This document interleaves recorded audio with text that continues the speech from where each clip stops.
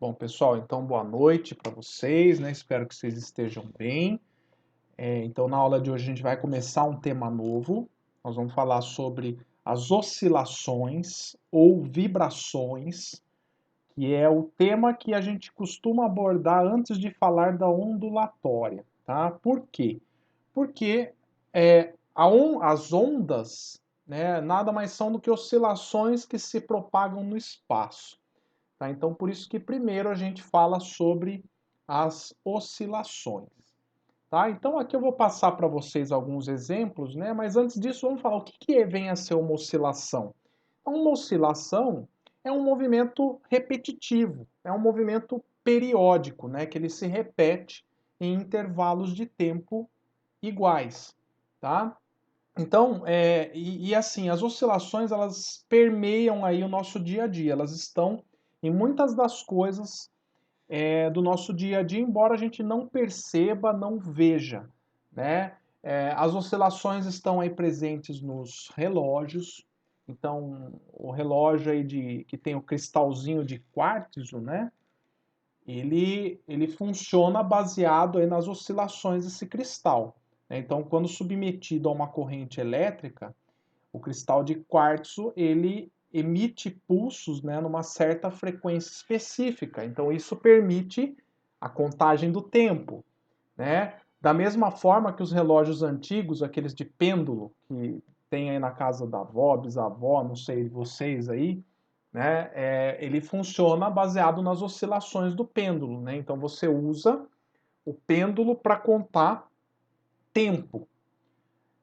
As oscilações também estão nas cordas do violão, então quem gosta de tocar instrumento, né, o instrumento de corda, as cordas elas oscilam, elas vibram, e essas vibrações transmitem a onda sonora para o ar, né? Aí no caso do violão você tem aí até a ressonância do som dentro da caixa dele aí, né? Que amplifica, né, a intensidade sonora aí das notas do violão, tá? Além disso, a gente pode ficar aqui horas e horas discutindo, tá? Você tem as oscilações aí do pistão do motor automotivo, tá? Você tem as vibrações que estão escondidas nos corpos sólidos, líquidos, enfim, né? A matéria que compõe os sólidos, elas vibram, a gente não consegue visualizar, né? No caso, vocês estão vendo essa taça de cristal quebrando, é por conta do fenômeno da ressonância, né? Se você consegue emitir um som que vibre na mesma frequência ou na frequência próxima de vibração natural das moléculas que compõem a taça, você faz com que essas moléculas amplifiquem a sua oscilação. Isso a gente dá o nome de ressonância. E aí, amplificando de um certo tanto, você consegue quebrar essa taça. Né? Até tem um episódio do Mythbusters que eles fazem isso. Eles chamam um cantor de rock e fazem lá o cantor tentar quebrar a taça, né? Fazer a nota que quebra a taça. Aí o cantor fica lá até que chega uma hora que ele consegue vibrar na mesma frequência da taça e quebrá-la. Né? Então é bem bacana aí. E também tem aplicações na engenharia, né? Além da estrutura vibrar também, de ter essa vibração que eu falei para vocês, você também tem a vibração forçada, né? Um prédio muito alto, ele tende a vibrar com o vento.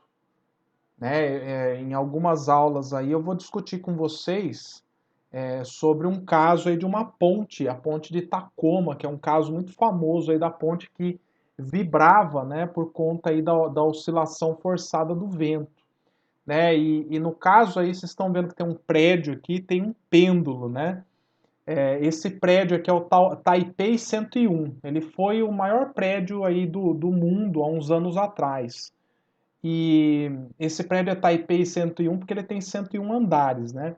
E os engenheiros encontraram uma solução para resolver o problema da vibração do prédio, né? Então, com a passagem do vento e por conta dele estar numa região que sofre bastante abalo sísmico, né? Uma forma deles tentarem resolver os problemas do prédio oscilar foi colocando um pêndulo lá em cima para amortecer essas oscilações. Então veja que é uma solução de engenharia aí usando esses princípios físicos, tá?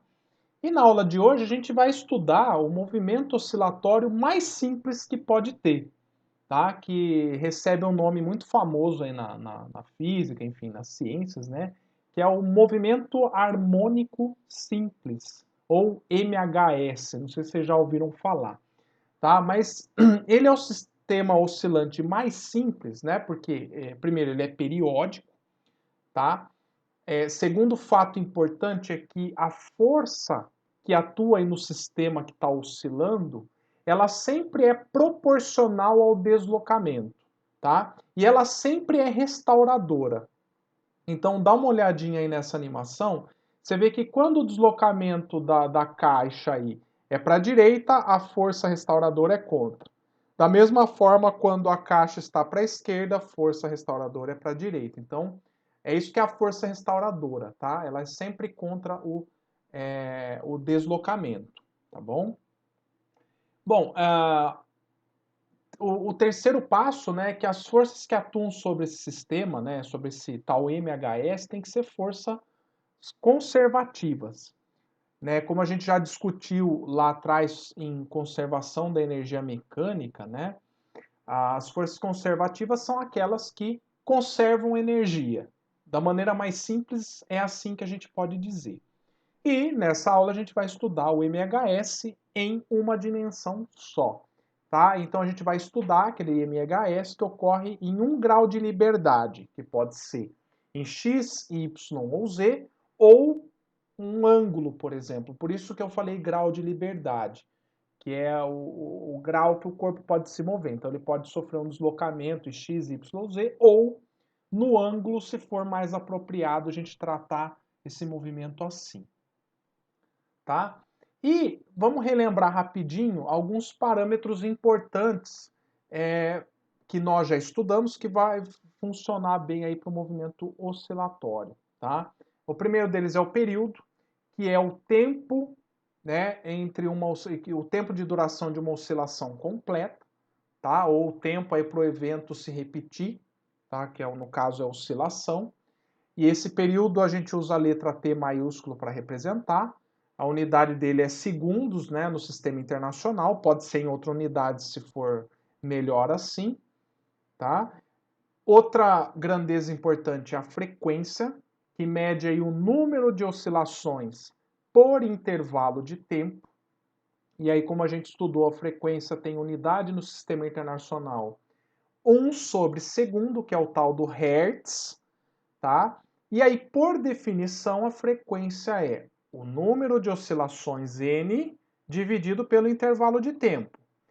Porém, quando você faz essa conta, o resultado que você tem é para uma oscilação só. Então, você está fazendo o quê? Se você colocar ali no lugar do n 1 e dividir pelo intervalo de tempo, que para uma oscilação é o período, a gente chega nessa expressão, né, que a frequência é o inverso do período.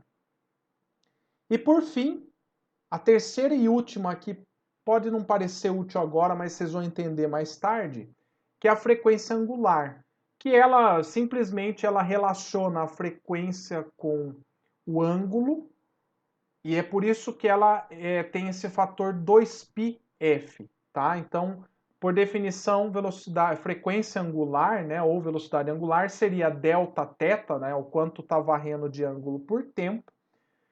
Por enquanto aqui pode não fazer sentido, mas o que a gente mais vai usar é que o ômega é igual a 2π vezes f, seria aí uma oscilação completa, ou 2π sobre t.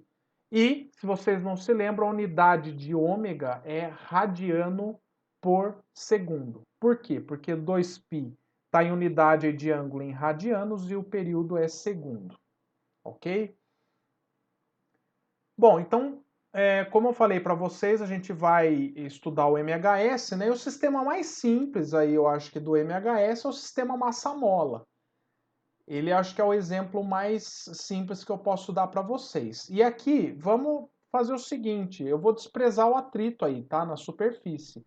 Pensa que essa caixinha aí, que está sobre esse plano horizontal, para ele estar sem atrito, você pode pensar que ele tem um colchão de ar. seria aí um trilho com ar saindo por baixo. Então aí você consegue praticamente eliminar o atrito da jogada. Então aí a força que esse corpo estaria submetido, a força resultante, é simplesmente a força restauradora menos Kx. E o que nós vamos fazer aqui é sempre adotar o x igual a zero no ponto onde o sistema está em equilíbrio. Então, no caso do sistema massa-mola, ele vai estar em equilíbrio quando a mola estiver relaxada. E é assim que a gente vai fazer para todos os casos. Né? Vamos tentar fazer sempre assim, que é o que nos dá as equações mais simples de movimento. Quando a gente faz essa definição.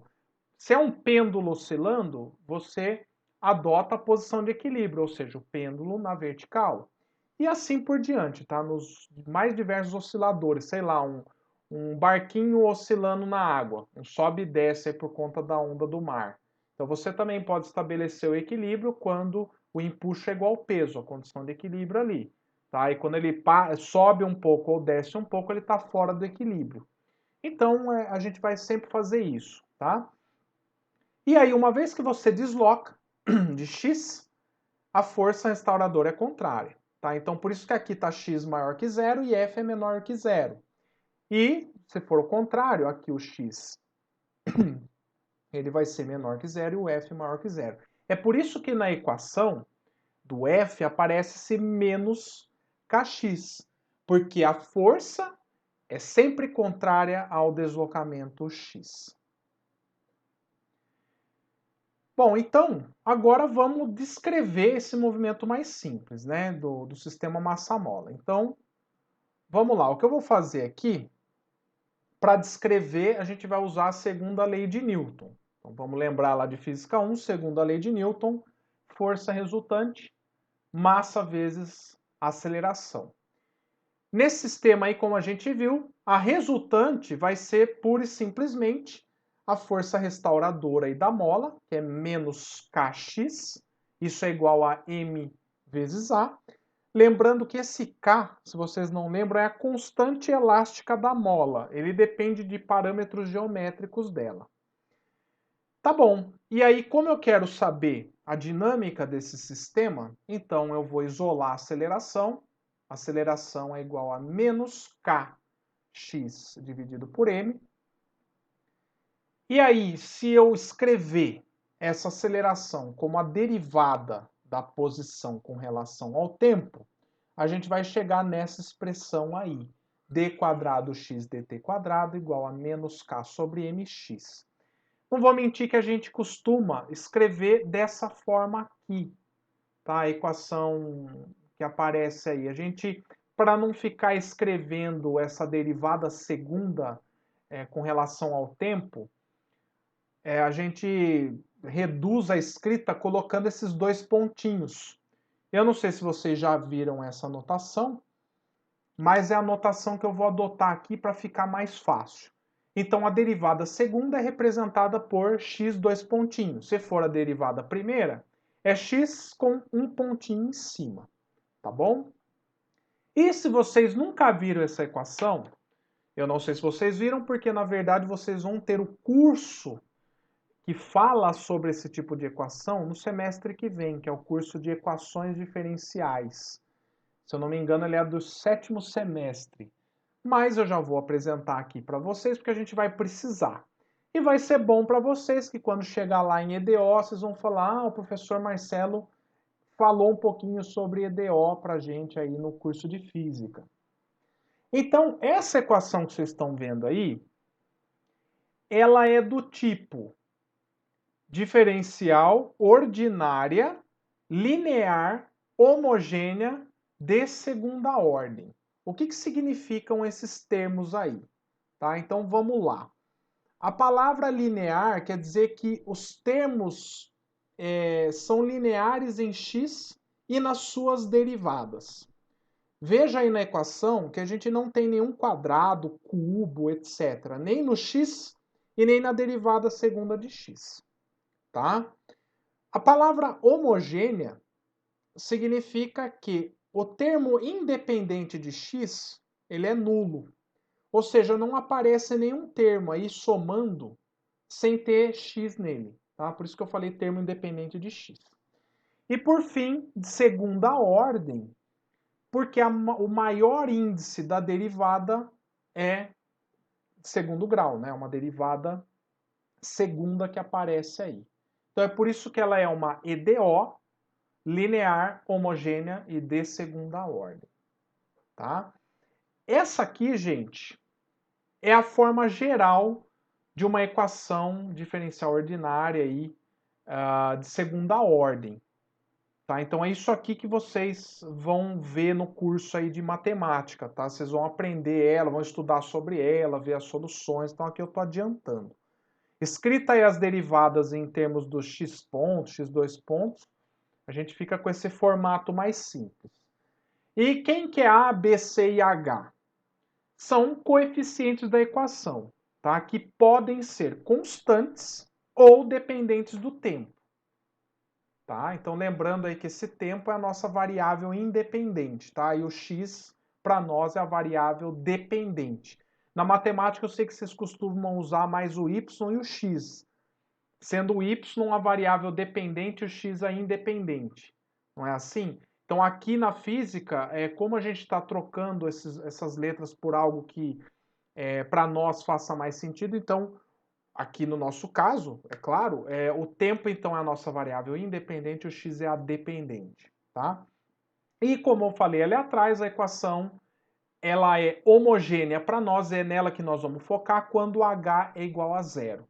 Isso facilita a solução do problema, sendo esse h igual a zero, tá bom? Bom, essa forma geral, para a gente encontrar a solução, eu preciso discutir com vocês três coisinhas aqui, que é o seguinte, né? Qual que é a forma da solução dessa equação? Existem várias soluções para esse tipo de expressão aqui, tá? E aí algumas propriedades interessantes que aparecem, tá? Que se x1 é uma solução e x2 também é uma solução, então se você somar as duas e substituir aqui, você vai ver que ela é solução também. Tá? Então a soma das duas também é solução. Mais uma propriedade. Se x1 é solução da equação, então uma constante multiplicada por x1 também é solução dessa equação. Então, veja que interessante. Se eu posso usar um e A2, pensando assim, então surge a terceira, que se x1 e x2 são soluções da equação, então eu posso escrever uma solução como sendo ax1 mais bx2, sendo a e b constantes, também como solução dessa expressão. Tá? E isso vai ajudar bastante no nosso caso aqui. Tá? Então veja só. Nossa equação é essa daqui. Ela é mais simples do que a anterior, com aquela equação geral, porque ela não tem o termo da derivada primeira. Então ela tem a derivada segunda e aqui o termo aí x, com a sua constante aqui na frente. Então a gente tem que pensar aqui qual que é a solução que caberia numa equação desse tipo. Tá? Eu sei que é difícil de tentar pensar nisso agora de um jeito rápido, então para a gente economizar tempo, que alguém lá atrás já pensou para a gente nisso, é que a solução dessa equação, em que eu derivo duas vezes, eu caio no mesmo termo, a menos de uma constante, eu tenho que pensar assim, ó, qual é a função em que eu derivo ela duas vezes, eu caio nela mesma a menos de uma constante. É isso que está aqui, ó. E dois candidatos bacana para isso é seno e cosseno. Então, uma solução que seria possível para essa equação é cosseno de ômega t mais seno de ômega t, onde esse ômega aqui, ó, por enquanto é um parâmetro a ser determinado. Tá? Eu já vou mostrar o que vai ser esse ômega para o nosso caso aqui. Bom, mas como é que eu vejo que isso aqui é solução? Ora, é só substituir aqui. É assim que a gente verifica se isso aqui é uma solução. Então é isso que eu vou fazer. Só que para substituir, eu preciso da derivada de x. A derivada segunda. Então vamos derivar aqui, ó. A derivada de x com relação ao tempo, a derivada primeira, então x ponto, ela vai ser a derivada de cosseno, que é menos seno, só que aí tem esse ômega t, né? Então tem que fazer a regra da cadeia. Então vai sair o ômega para fora, pela regra da cadeia, a derivada de cosseno menos seno. Então, menos seno de ômega t. Derivada de seno, cosseno, derivado do que está aqui dentro, sai o ômega. Então, ômega cosseno de ômega t. Faz a derivada segunda agora. Então, aqui vai ficar, ó, ômega sai de novo, menos ômega ao quadrado cosseno de ômega t. Derivada de cosseno menos seno, ômega ao quadrado, seno de ômega t. Ah, veja que interessante, ó. O que eu estava comentando com vocês, isso aqui ser solução. Ó, esse ômega aqui, eu posso pôr em evidência, com menos. Cosseno mais seno de ômega t é o próprio x. Tá vendo? Então, essa expressão aqui, ela é solução dessa. Com essa constante sendo... Então, esse ômega, a gente vai pegar ele aqui, ó. Quem é o ômega, então? Esse ômega ao quadrado tem que ser igual a K sobre M. Tá? Na verdade, aqui deixa eu isolar ele aqui. Então, o ômega vai ser raiz de K sobre M. Isso aqui, gente, recebe o nome de frequência angular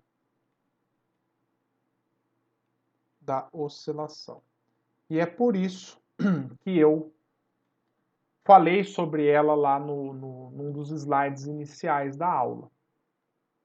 Inclusive, um MHS, você pode entendê-lo como uma projeção num plano, no plano, na reta x, de um movimento circular. Né? E por isso essa relação, né? Então essa frequência aqui angular, para esse MHS, né, um sistema massa-mola sem atrito, vai ser raiz de K sobre M. Tá? Mas é o seguinte, só o ômega não basta. Tá? Eu preciso de mais constantes para levar em consideração as condições iniciais do nosso sistema. Então, por isso que a solução geral para essa expressão aqui, a gente acrescenta essas constantes A e B, já que o ômega, então, já é o K sobre M que a gente viu ali atrás. Tá? Então, esse aqui, ó, ele já é o nosso ômega ao quadrado. Tá? Então, a gente acrescenta essas duas constantes. Tá? E isso aí também vai ser solução da nossa equação, como a gente discutiu lá atrás. Agora, mais interessante do que isso é o seguinte, nós da física, a gente poderia se contentar com essa escrita aqui. Ela funcionaria já muito bem. Mas a gente prefere isso aqui mais compacto. Fica mais fácil da gente escrever. E a gente pode escrever essa mesma expressão, escrevê-la dessa forma aqui. Que essa daqui também é a solução. Então eu posso trocar o A cosseno de ômega t mais B seno de ômega t por A cosseno de ômega t mais uma fase. Então isso aqui é equivalente a isso. Ah, professor, é equivalente? Então, eu até ia colocar assim, mas eu resolvi colocar para vocês a demonstração. Tá? Então a gente pode testar a equivalência dessas soluções. Como que a gente faz isso? Então a nossa expressão que eu estou falando que é equivalente é essa daí. E para eu poder comparar, então, dizer que essa é equivalente à anterior, eu preciso achar uma relação entre o A maiúsculo, né, com o Azinho e o Bzinho. E o φ0 também, né, essa fase aí. Então, como é que a gente faz isso? Bom, lembrando aí das relações trigonométricas, né, o cossa A, né, cosseno de A mais B, é o cossa A, cossa B, troca o sinal sem saber, não é assim? Então, a gente usando essa relação trigonométrica aqui, aplicando para o nosso caso, a gente tem que o x de t é um A cosseno ômega t cosseno φ, menos A seno ômega t seno de φ. Tá? Ah, mas quem que é esse φ? Calma, por enquanto é uma constante. Tá? É um fator aí a ser determinado, assim como o A. Tá? Ah, mas quem que é o Azinho e o Bzinho? Também, tá? E aí, ó, comparando essa daqui com essa de cima, o que, que a gente percebe? Ó, que esse Azinho tem que ser igual ao A cosseno de φ0. Assim como esse B tem que ser o menos A seno de φ. Então eu tenho essas duas relações aqui. E aí, gente, para determinar esse Azão em termos de Azinho e Bzinho, é só a gente resolver essas duas equações aqui. Ah, e como que eu resolvo, professor? Olha, um jeito bacana de fazer é o seguinte, você toma o quadrado das duas equações, porque aí seno quadrado de φ mais cosseno quadrado de φ dá 1, pela relação trigonométrica lá famosa da matemática. Então, aí a gente tira que essa amplitude A, ela é a raiz quadrada de Azinho mais Bzinho, ao quadrado, né? Tipo Pitágoras, né? Ao quadrado mais B ao quadrado. E aí, com base nisso, né, o cosseno de φ, então ele é o Azinho sobre raiz quadrada de A ao quadrado mais B quadrado. É só a gente pegar, então, esse A, que está aqui, e substituir na primeira equação. Tá? Então, assim, a gente determina aqui uma equivalente à outra. Tá? Ah, professor, mas eu vou usar isso? Não, na verdade, isso foi só uma demonstração. Porque o que a gente, de fato, vai usar mais é essa solução geral aqui, ó. E é essa que, se você abrir o Halliday ou o Sears, eu não sei qual livro vocês estão preferindo usar, né? O Young and Friedman lá, que eu também postei no Moodle, vocês vão ver que a solução geral de um MHS é do tipo A cosseno de ômega t mais φ. Tá? Essa é a equação. É a solução para esse tipo de equação. E todo MHS, gente, independente de ser esse sistema massa-mola, ele vai ter essa cara aqui, ó. Tá? Então entenda esse slide aqui como algo mais amplo, algo mais genérico, que pode ser aplicado até para estudar as vibrações das moléculas do nosso corpo, só para vocês terem uma base. Claro que de forma simplificada, mas a equação base ela está aqui. Então a equação do MHS é essa solução, essa daqui. Tá? E aí, como eu já discuti com vocês, a aceleração é proporcional ao deslocamento, sentido contrário, né, a ele. E essas duas grandezas estão relacionadas pelo quadrado da frequência angular. Tá? E aí, o que é cada termo aqui? Qual que é a interpretação de cada um desses termos? Então, esse A aqui, ó, por isso que a gente prefere essa notação. O A é a amplitude máxima de oscilação. Então, quando você tem o oscilador lá se deslocando, você percebe que a máxima de extensão dele é dado por essa amplitude. A. O ômega, que é a frequência angular, ela está relacionada com a frequência de oscilação a menos de um fator 2π. Tá? É que aqui dentro, quando você coloca 2πf, você está transformando isso aqui, né, num ângulo por segundo, que vezes o tempo nos dá um ângulo. Então é por isso que essa frequência angular ela é usada aqui dentro. Tá? Então 2πf ou 2π sobre t. Então você consegue calcular a frequência de oscilação através desse ômega aqui, que é a frequência angular. Tá bom? Se o nosso MHS for o sistema massa-mola, então o ômega você também pode calcular como K sobre M, ou seja, a partir dos parâmetros da mola e da massa que está presa lá à mola.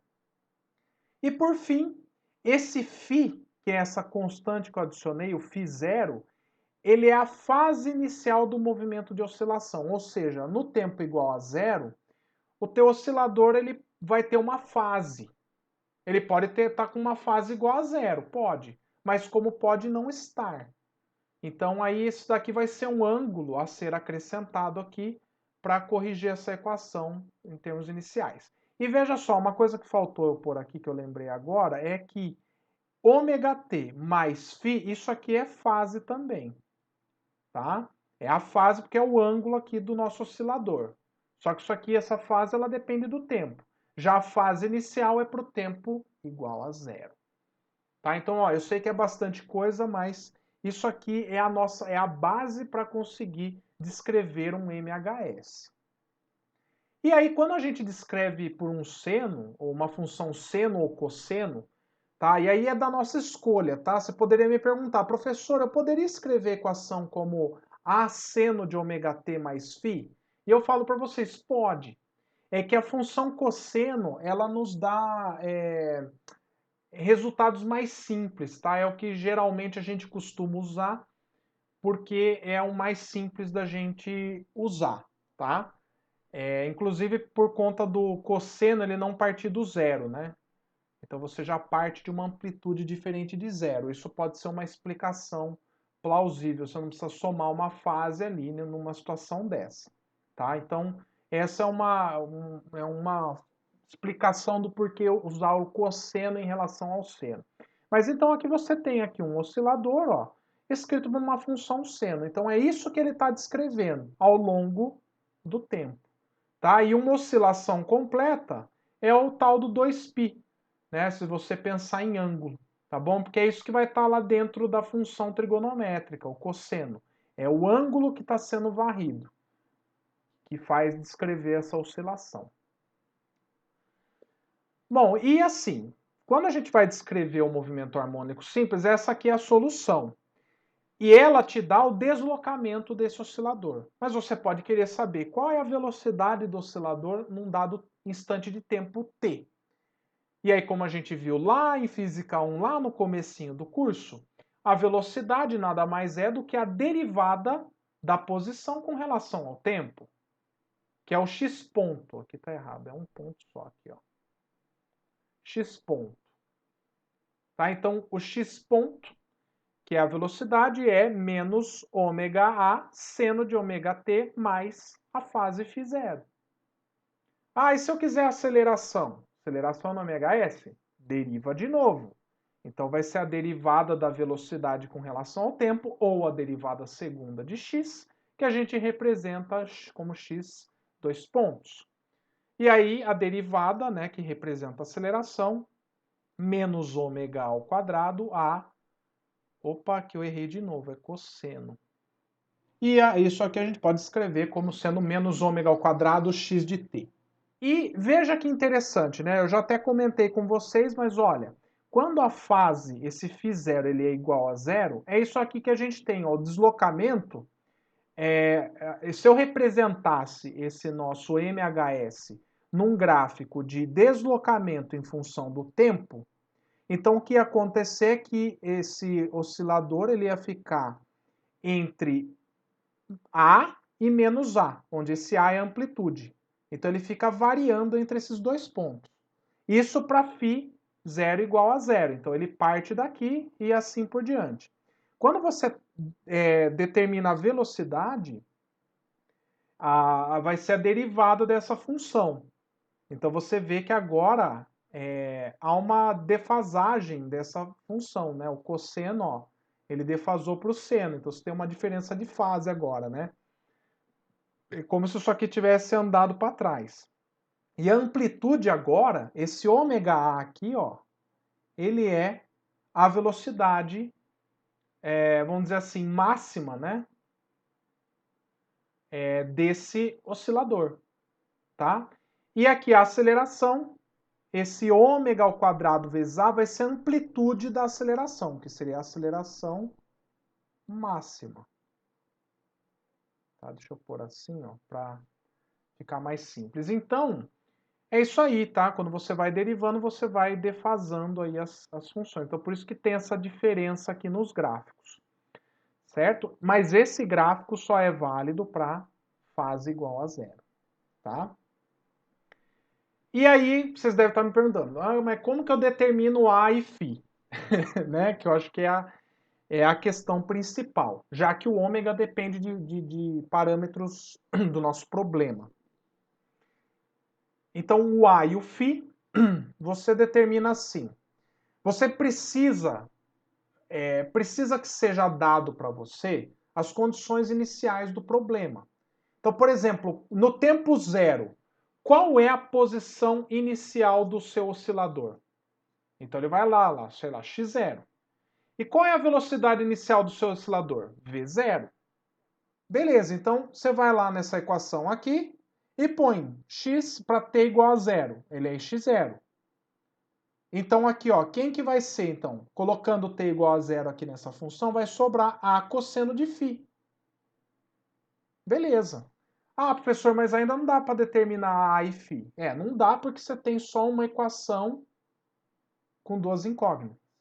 Então é por isso que ele tem que dar duas condições iniciais. E aí aqui, por isso que ele tem que dar velocidade para você. Então a velocidade no tempo zero, a gente deriva, né? Desculpa, então eu vou derivar a função menos ômega A, tá? E aí eu venho aqui, para o tempo igual a zero, o V0 vai ser igual a menos ômega A, o T, esse termo aqui vai a zero, né? Para T igual a zero, então isso aqui vai embora, só sobra menos ômega A vezes seno de φ. Agora, dá para a gente resolver, né? Pegando essas duas equações aqui, ó, eu vou ter então x0 igual a cosseno φ, v0 igual a menos ômega A seno de φ. E aqui, como que eu resolvo isso? Você escolhe, tá? Você pode tomar ao quadrado as duas, né? Enfim. Em geral, né, dependendo, eu faço assim. Se você dividir essa equação de baixo pela de cima, vai aparecer um seno sobre cosseno. E aí, seno sobre cosseno, vocês sabem que é tangente. Então, tangente de φ, o A corta, né? E aí vai aparecer V0 sobre x0 vezes ômega. Tá? Então, veja que a fase depende só dos parâmetros iniciais e da frequência natural de oscilação do MHS. E a segunda equação, é só você pegar essa e substituir em qualquer uma de cima. Claro que tangente de φ é isso, então você vai lá, pega a sua calculadora em radianos para não ter problema, né, para você achar o ângulo em radianos. Na verdade não precisa, é que aqui você tem que tomar esse cuidado, tá? Porque o ômega está em radiano, então você não pode somar com o φ em graus, tá? Então é importante vocês notarem isso, que é bom a calculadora estar na unidade de radiano. Então, você tem que fazer um arco tangente aqui para descobrir o valor de φ, e aí sim, sabendo o valor de φ, você isola aqui a amplitude na primeira equação para achar que A é igual a x0 sobre cosseno de φ0. Outro jeito é você tomar o quadrado das duas, aí você chega que A é isso aqui. É equivalente, gente. Se eu pegar a tangente e substituir aqui, ó, eu chego nisso aqui. Tá? É que daí vai dar um trampo desgraçado. Então é mais fácil eu tomar o quadrado aqui das duas equações e para chegar na amplitude assim e depois substituir para achar o φ. Então aí vocês o caminho das pedras é esse, tá bom? Continuando aqui, outro parâmetro que é importante para o MHS é calcular as energias envolvidas, já que no MHS, que é um sistema que a energia é conservada, já que lá atrás, lembra no começo da aula eu falei que só a força restauradora, ela tem que ser, primeiro, proporcional ao deslocamento, e ela tem que ser conservativa. E é o que a gente observa num oscilador massa-mola. Então, a energia cinética, como a gente estudou lá atrás, a gente usa o K maiúsculo. Vocês podem, se vocês quiserem, tá, usar também EC para não confundir, fiquem à vontade, tá? Para não confundir esse K maiúsculo com um K minúsculo. Mas então a energia cinética é o produto da massa, velocidade ao quadrado, sobre 2. Mas quem que é a velocidade no MHS? Ah, é tudo aquela coisa lá, né? A derivada do deslocamento. Aí você substitui aqui, dá essa coisa gigante aqui, né? Então essa aqui é a energia cinética para qualquer instante de tempo. Tá? Para o instante de tempo t. Tá bom? Aí, é claro, você pode pegar o ômega e colocar em termos de K, tá? Isso que foi feito aqui. Então, o K, a energia cinética, é meio K ao quadrado, seno ao quadrado de ômega t mais φ. A energia potencial, ela é definida, né, como a força nossa restauradora, ela é do tipo menos Kx. Nós vimos lá atrás que a energia potencial desse tipo de força, né, calculando aquela integral, não sei se vocês lembram disso, mas enfim, esse termo aqui ele vem daqui, ó, que a energia potencial ela é o negativo de F dx, né, do cálculo do trabalho, né, ao longo do deslocamento. Tá? Então você tem que calcular essa integral aqui para chegar nessa expressão aqui. Aqui a gente põe uma linha aqui põe de x0 até x, onde esse x0 é zero para que dê isso aqui, tá? Então, calculando essa integral, você chega nisso. Mas quem que é o x? Ah, o x é um A cosseno de ômega t mais φ. Mas veja só, a energia total, que eu falei para vocês, que é uma das coisas que a gente está procurando, e olha que bonito. Quando a gente soma essas duas, eu posso colocar o meio de k ao quadrado em evidência, e a gente já sabe que seno ao quadrado de um ângulo mais cosseno ao quadrado de um ângulo, isso dá 1. Então, olha que maravilha, a energia mecânica no MHS ela é simplesmente meio de Ka ao quadrado. Olha que chique. Claro que no MHS, pensando que o nosso MHS é um sistema massa-mola. Tá? Pode ser que seja outra coisa, tá bom? Um pêndulo. Tá, então, o que esse gráfico ele mostra para nós? Que a gente tem no eixo X aqui, ó, o deslocamento, que é o X, e aqui na vertical a energia. Tá? Então aqui a energia é zero, ou seja, o oscilador está oscilando entre menos A e A, certo?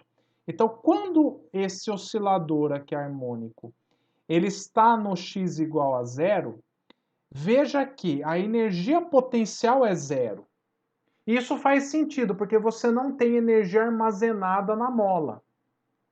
Não é na mola, né? O certo é falar no sistema massa-mola, mas a gente às vezes prefere falar na mola só, né? Mas a gente não tem energia armazenada, enquanto que a velocidade do nosso oscilador ela é a maior possível. Então toda a energia mecânica está na forma cinética. Quando ele se move, tanto para amplitude positiva quanto negativa, o que vai acontecendo é que a energia cinética vai diminuindo, porque a energia potencial vai aumentando até atingir o seu valor máximo e a energia cinética atingir o valor nulo.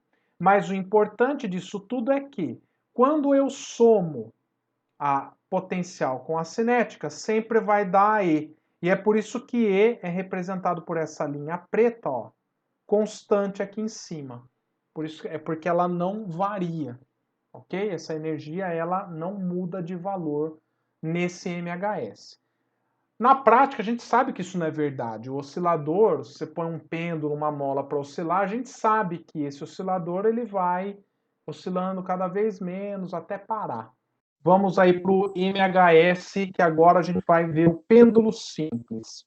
Tá? O que é o pêndulo simples? A gente considera o pêndulo simples aquele em que o fio tem uma massa desprezível. Tá? Então, aqui é uma massa desprezível. Tá? O ângulo de oscilação dele é pequeno. Então, a gente sempre trabalha aí com o θ pequenininho, para as equações aqui que eu vou descrever serem válidas, tá? E toda a massa desse pêndulo está concentrada aqui nesse ponto aqui que está oscilando. Tá? E aí, sobre essa massa aqui, atuam essas duas forças, que é a tração e a força peso, tá? Só que aí o que vocês estão vendo aqui é uma componente da força peso. Então eu pego essa força peso, eu decomponho ela em duas, ó. Uma é essa daqui, tá? E a outra componente está aqui na vertical. Na vertical que eu falo não, né? Desculpa. Na mesma direção da tração. E aí, essa componente mg seno θ é quem de fato faz o pêndulo oscilar, né? Quem faz o pêndulo acelerar. A tração com essa componente mg cosseno de θ, elas se anulam. Então a força resultante é simplesmente menos mg seno θ. E veja, ela é uma força restauradora também. Porque ela é sempre contra o deslocamento. E aqui o nosso deslocamento é o ângulo θ. Tá? Então, se o θ aqui está para cá, ó, a força está contra. Quando o θ está do outro lado, a força está contrária. Então, de novo, a gente tem uma força restauradora atuando no sistema. E aí, como eu falei para vocês, para pequenos deslocamentos angulares, vale essa aproximação, que eu não sei se vocês já brincaram com isso. Vocês podem pegar a calculadora e coloca ela em radiano e coloca um ângulo pequenininho. Você vai ver que seno desse ângulo é igual ao ângulo, aproximadamente. Tá? Assim, até ângulos pequenos, até 4, 5 graus, essa aproximação ela funciona bem. Acho que até uns 10 graus aí, tá?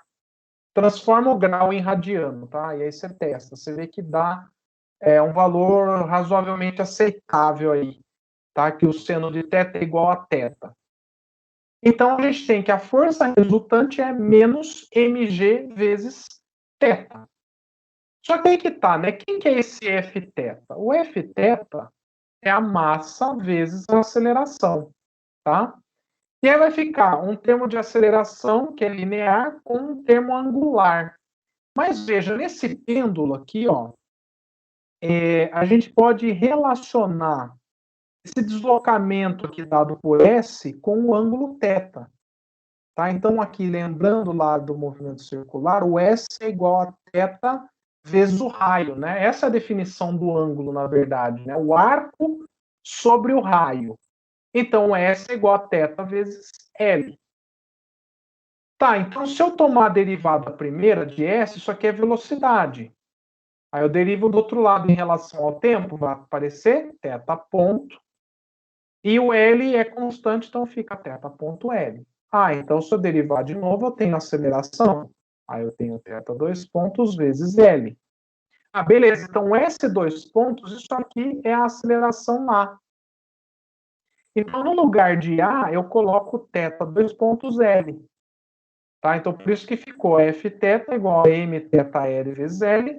E aí a gente chega nessa equação aqui, ó.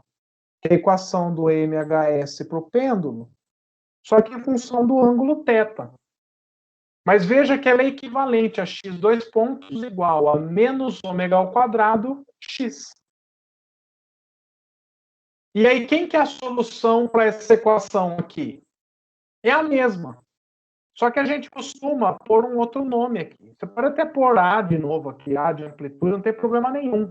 Mas ela é um ângulo. Para a gente não esquecer disso, pode usar um θ aqui. Θ máximo, cosseno de ômega t mais φ. Então, essa expressão ela funciona como solução dessa. E a gente prova isso justamente tomando as derivadas e substituindo aqui. Aí você vai chegar no seguinte, que essa frequência angular ômega, ela é raiz de G sobre L. Tá? Então, agora, para o pêndulo, os parâmetros envolvidos é a aceleração da gravidade e o comprimento desse pêndulo. Tá? E da mesma forma, você também pode calcular o período de oscilação desse pêndulo. E a gente vê que o período dele depende, olha que interessante que é essa equação, ela depende apenas do comprimento do pêndulo e da aceleração da gravidade. Gente, isso é super interessante. E Galileu percebeu isso lá atrás, lá na época dele, em 1600 e pouco, 1650. Foi daí que surgiu a invenção do relógio de pêndulo. Tá? Porque para ângulos pequenos de oscilação, o período de oscilação do pêndulo vai depender apenas do comprimento e da aceleração da gravidade. Então, quando eu fixo esse L aqui, ó, já que a aceleração da gravidade é aproximadamente constante aí na superfície da Terra, eu descubro o período de oscilação desse pêndulo. E aí eu consigo estabelecer uma regra para, sei lá, um tanto de vezes que esse pêndulo oscila, eu faço o meu ponteiro do relógio andar, né, seguir, né, um pouquinho para frente. O ponteiro do segundo anda um pouquinho. Então, baseado nisso que vem o relógio de pêndulo, nessa ideia aqui do pêndulo simples. E é super interessante. Então, a oscilação não vai depender do ângulo. Parece bizarro isso, né? Você pensar, poxa, se eu solto ele com 2 graus ou 5 graus, o período é o mesmo. Outra coisa, independe da massa aqui embaixo. Você fala, ô louco, professor. Pois é, a massa aqui, ó, não interfere no período de oscilação. Essa expressão aqui, gente, ela funciona muito bem. Inclusive, um experimento de física que é um clássico, tá, de laboratório, que inclusive a gente faz aí no campus, é a determinação da aceleração da gravidade usando um pêndulo desse. E assim, não pense que você precisa de algo muito espetacular, não. O pêndulo, o que é? Um fio com um pezinho na ponta. É isso. Então você precisa, para fazer esse experimento, só de um fiozinho de nylon e um pezinho, que pode ser aí, sei lá, qualquer coisa. Né? Claro que a massa não pode ser muito pequena também, para o atrito não influenciar muito, né? A resistência do ar. Então você precisa ter um peso aí considerável, tá na ponta. Então você pode ter um chumbinho de pesca, alguma coisa assim. E você põe para oscilar em ângulos pequenos, até 5, 10 graus. O resultado é muito bom. Você chega na aceleração da gravidade perto de 9,8. É um experimento que dá certo sempre. Tá? E é claro, né, precisa do transferidor para medir esse ângulo pequeno. Medir o ângulo pequeno, você solta e mede o período de oscilação. Sabendo o período, sabendo o comprimento do pêndulo, você determina a gravidade. Então, é um experimento que usa, né, uma equação mais simples, né, para determinar a aceleração da gravidade. E ele é bacana porque se você fosse determinar G soltando o corpo de uma certa altura, aí o bicho pega, né? Porque é muito rápido. Como a gente já discutiu lá atrás, o movimento aí sob a ação da gravidade, você solta o objeto, ele cai muito rápido, você não consegue nem medir. Já a oscilação de um pêndulo, ixi, é tranquilo. Você pode, inclusive, deixar o pêndulo oscilar 10 vezes, mede esse tempo, depois divide por 10. Você acha o tempo de uma oscilação só. E aí você acha a aceleração da gravidade com assim, um valor muito bom, muito próximo da aceleração da gravidade local. Exemplo 1. Qual das seguintes relações entre a aceleração A de uma partícula e sua posição x indica um MHS? Todas elas estão no SI. Tá? Então, a gente tem aqui, ó, A igual a 3x ao quadrado, a B, A igual a 5x, a C, A igual a menos 4x, e a D, A igual a menos 2 sobre x ao quadrado. Gente, a única aqui que indica um MHS, eu não sei se vocês estão percebendo. Bom, antes de eu falar qual que é, vamos lembrar que para ser um MHS, quais são as condições? Eu tenho que ter uma força sendo proporcional ao deslocamento. Essa é a primeira coisa. Então, a força tem que ser proporcional ao deslocamento. Isso implica que a aceleração tem que ser proporcional ao deslocamento. Eu observo isso no item B, no item C. Veja que no item A é proporcional ao quadrado do deslocamento. E no item D é inversamente, né? Proporcional ao quadrado do deslocamento. Então, ó, a D e a A você já joga fora. E o outro parâmetro necessário é que a força seja do tipo restauradora, ou seja, a força ela tem que ser contrária ao deslocamento. Isso implica que a aceleração também tem que ser. E para que isso seja verdade, tem que ter o sinal de menos aqui, ó.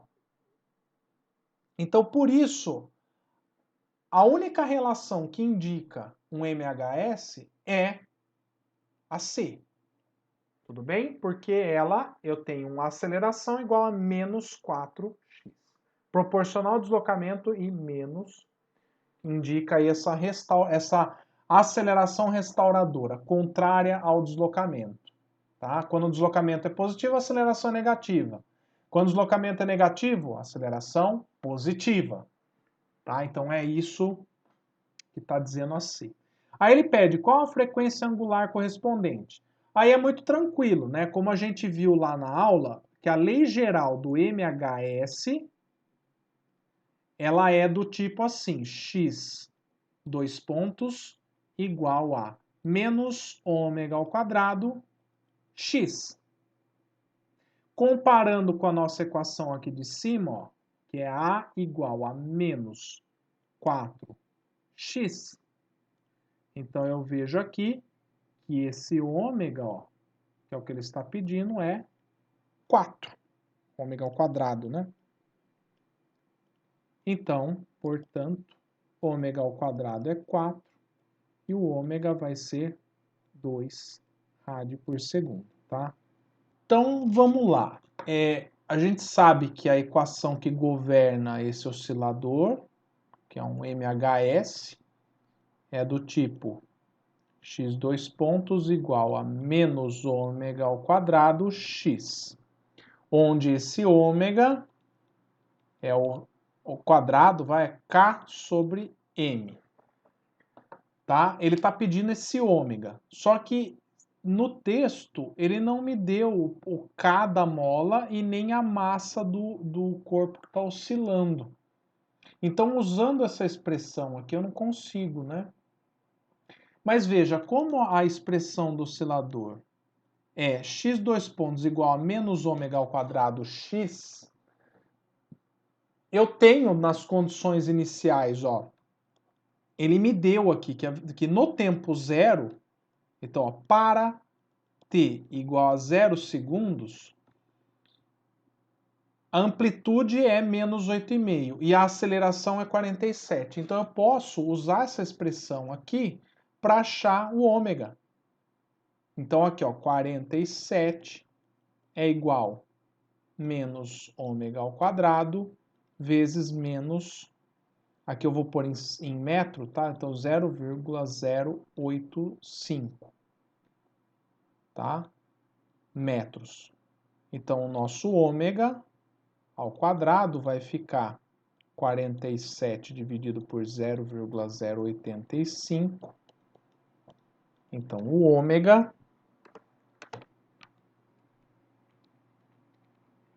tira a raiz 23,5 radianos por segundo. Para fazer isso, determinar a constante de amplitude, é seguir aquele caminho que eu expliquei na aula. Tá? A gente sabe que a solução geral de um MHS, a gente tinha colocado lá que é uma amplitude vezes o cosseno de ômega t mais φ. Então, o que ele está pedindo para determinar é essa constante φ e a amplitude. Tá? O φ é a tal da constante de fase. Então é o seguinte, né? Aqui, para tempo igual a zero, isso aqui vale x0, né? Que ele deu aí o valor. Então, x0 aqui. Isso é igual a cosseno de φ, porque o t é zero, né? Então corta esse primeiro termo, vai sobrar só a cosseno de φ. tá? E esse x0 aí, vocês já viram que ele vale aí do texto menos 8,5 centímetros. Então, a gente pode até colocar aqui, ó, menos 0,085 em metros, né? É a cosseno de φ. Aí o próximo termo é o x ponto. Então, primeiro vamos calcular a derivada. Vai ser a ômega, a derivada de cosseno é menos seno, né? O ômega saiu de dentro pela regra da cadeia. Seno de ômega t mais φ. Então, aí, esse x ponto 0 vai ser o V0, que é igual a menos a ômega seno de φ. Essa velocidade no tempo zero, ele deu, vale menos 0,920. Ó, daqui do texto, ó. Menos 0,920 metros por segundo, tá? Então, é isso que eu estou pondo aqui em V0. Isso é igual a menos a ômega seno de φ. Esse ômega eu conheço também, né? E aí, ó, como eu falei para vocês fazerem lá, ó, a gente tem a equação 1 e aqui 2. Se eu pegar a 2 e dividir pela equação 1, eu vou ter o seguinte, o A corta, vai sobrar aqui, ó, ômega tangente de φ, tá? Ó, esse dividido por esse, então, ó, corta o A, sobra ômega, seno sobre cosseno tangente, então, com negativo. Do outro lado vai ficar menos 0,920 dividido por menos 0,085, né? Então, é esse dividido por este. 2 dividido por 1. Então, tangente de φ,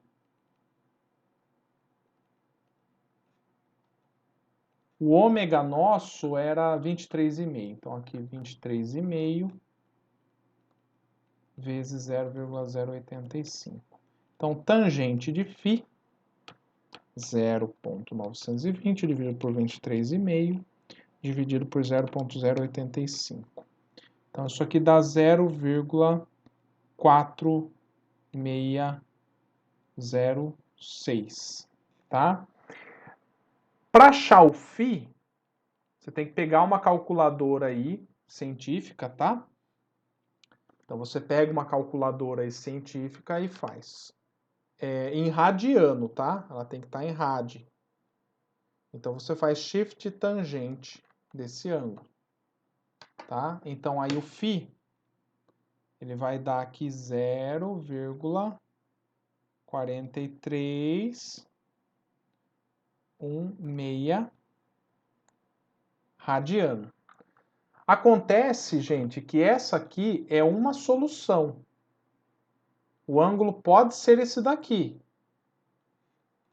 A calculadora ela vai calcular, lembra, aquele menor ângulo que eu já expliquei para vocês. Então, aqui, se a gente pegar o círculo trigonométrico aqui, vou fazer aqui as linhas aqui. Esse ângulo aqui em radiano. Ah, peraí, eu esqueci de um menos, né? Peraí, faltou um menos aqui. Menos. Então, aqui vai dar menos. Isso, menos. Isso. Faltou menos. Ótimo. Então, é isso aqui. Então, essa é uma solução. Acontece que, ó, esse ângulo aqui, ele estaria mais ou menos aqui, né, ó. Tá? Só que a tangente, ela também tem a solução do lado oposto, né, ó. Aqui. Eita. Ó. E aí seria esse ângulo aqui. Certo? Então eu teria que somar a outra solução, seria eu somar π, né? Ou isso aqui mais π. Isso é 2,70. Aqui. Eu falei, ué, tá estranho. 2,71. Aqui já arredondando, tá? Isso aqui em graus, quer ver, vezes 180 dividido por π, seria 155 graus, tá? Então, eu teria essas duas possibilidades, tá? Um negativo e um positivo. Qual que seria o ângulo correto aqui? Os dois são corretos? Então, a questão é que não, tá? Porque muitas vezes você pega um ângulo assim, defasado do outro, a função lá, quando você pega no seno, cosseno, que são aquelas oscilações, você pega uma defasagem de 180 graus, a função ao invés de subir, a outra desce. Dependendo da fase que você põe, você vai ter um comportamento de subida num e no outro de descida. Tá? Então aqui, como é que a gente sabe qual das duas está correta? Porque provavelmente uma vai ser jogada fora, tá? Então aqui eu tenho uma que é negativa, tá? Que é o 0 menos 0,4316 e o outro positivo. É um dos dois, tá? Inclusive esse aqui que é negativo, você pode encontrar o valor dele positivo, tá? Esse aqui, ó, seria equivalente a você somar 2π, né? Então você soma 2π, nesse aí vai ficar 0,4316, seria equivalente a 5,85, tá? Ó.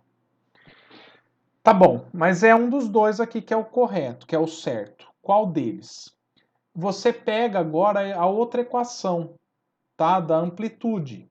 A amplitude, talvez eu tenha esquecido de comentar em aula, mas ela sempre tem que ser um número positivo. A amplitude. O A é sempre positivo por convenção. Tá? Então aqui, ó, o A sempre é maior do que zero. Então, se você pegar um ângulo desse aqui e colocar aqui, e o A der negativo, então significa que você pegou o ângulo errado. Quer ver? Então vamos testar aqui, ó. Então a gente vem para a equação, vamos pegar a primeira aqui que é mais simples, ó. Menos 0,085 é igual a menos A cosseno de φ. Então A cosseno de φ, tá? E aí você põe o ângulo aqui.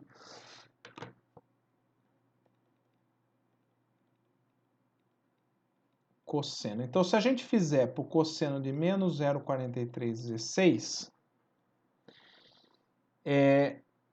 o que vai acontecer? Cosseno desse ângulo aqui, ó, no círculo trigonométrico, ele vai dar aqui, ó. Ele vai dar positivo esse número. Se esse número dá positivo, tem o negativo aqui. Então esse número, essa conta aqui, ó, ela vai dar negativa. Isso implica no quê? Implica que essa solução aqui, ó, a gente joga fora. Então esse aqui é o φ1, esse aqui é o φ2. Então, ó, então para φ1, né, deu isso aqui que deu negativo. Então isso significa que φ1 não é solução. Tá? Então, portanto, é o φ2 que vai ser a nossa solução. Veja só, 0,085 cosseno, a gente vai pegar lá o ângulo no outro quadrante. Tá? Então, 0,085 dividido por cosseno de 2,71 em radianos. Tá? Agora sim. Isso aqui vai dar 0,094, já arredondando, metros. Tá? Então, portanto, ele pediu a amplitude, então a amplitude é 0,094 metros e a nossa fase é 2,71 radianos. E só por curiosidade, nossa função x de t, então ela é a seguinte, é 0,094 cosseno do ômega, que era 23,5 vezes t mais 2,71, tá? Então essa aqui, ó, seria a equação do nosso oscilador. Se você quer saber qual é a posição, o deslocamento do meu oscilador no tempo tal, você vai lá, substitui o tempo aqui, acha o deslocamento dele com relação ao ponto de equilíbrio, né? A x igual a zero. Eu quero saber a velocidade. Deriva isso aqui. Substitui no tempo que você quer. Entendeu? Então é assim que você resolve, tendo essa solução geral com as constantes, você determina em que Exemplo 3. Na figura abaixo, o bloco possui energia cinética de 3 joules e a mola possui uma energia potencial elástica de 2 joules quando o bloco está em x igual a 2 centímetros.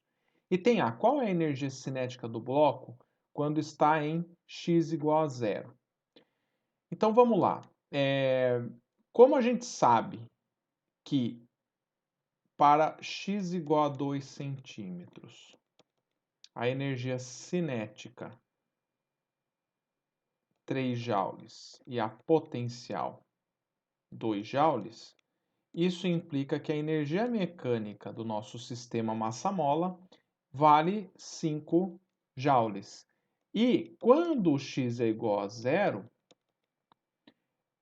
a gente já sabe também que nessa condição o sistema massa-mola tem energia potencial nula, já que não há armazenamento de energia, a mola não está comprimida.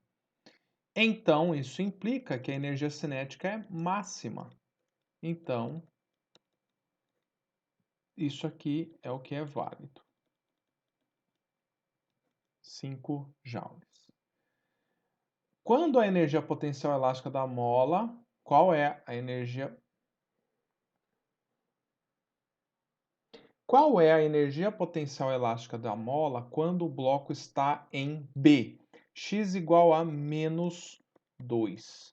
Ora, ele estar em mais 2 centímetros ou menos 2 centímetros, em termos da energia, tanto faz.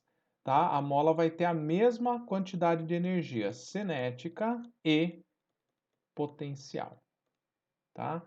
E para x igual a menos A, se fosse mais A, seria a mesma coisa. Tá? A energia cinética na extremidade vai ser nula, já que o sistema massa-mola estará em repouso. Então, a energia potencial vai ser máxima e vale 5 joules. Tá? Então, essa é a resposta do exemplo 3. Exemplo 4. Suponha que um pêndulo simples seja formado por um pequeno peso de 60 gramas pendurado na extremidade de uma corda de massa desprezível. Se o ângulo entre a corda e a vertical é dado por... Então, aqui é a equação do MHS. Qual é, item A, o comprimento da corda e B, a energia cinética máxima do peso? Então, vamos anotar os dados do texto e da expressão do MHS. Então, a massa do pêndulo é de 0,06. Então, vamos anotar os dados do texto. A massa do peso na ponta e do pêndulo é de 60 gramas, que é 0,06 quilogramas. Pela expressão do MHS, esse valor aqui, ó, é a amplitude do pêndulo, que eu vou chamar de θ0, então 0,08 radianos. E por fim, o ômega, a frequência angular natural de oscilação, é de 7,85 rad por segundo. Então, a frequência angular ao quadrado é G sobre L. Portanto, L é igual a G sobre ômega ao quadrado. Sabendo aí que G local é aproximadamente 9,81 metros por segundo ao quadrado, então vamos ter 9,81 sobre 7,85 ao quadrado. Portanto, o comprimento desse pêndulo é de 0,159 metros. No item B, ele quer a energia cinética máxima do peso. Então, o que a gente faz? A gente sabe que a função θ de t, ela é, então, do tipo θ0 cosseno de ômega t mais φ. Então, o nosso θ ponto vai ser a derivada dessa função, que vai ficar menos θ0 ômega seno de ômega t mais φ. Sabendo que a velocidade, né, do pêndulo, a velocidade linear dele, corresponde a θ ponto vezes o raio, né, da oscilação, que é o comprimento aí do pêndulo, então nós temos menos θ0 ômega L seno de ômega t mais φ. Como ele quer a velocidade máxima,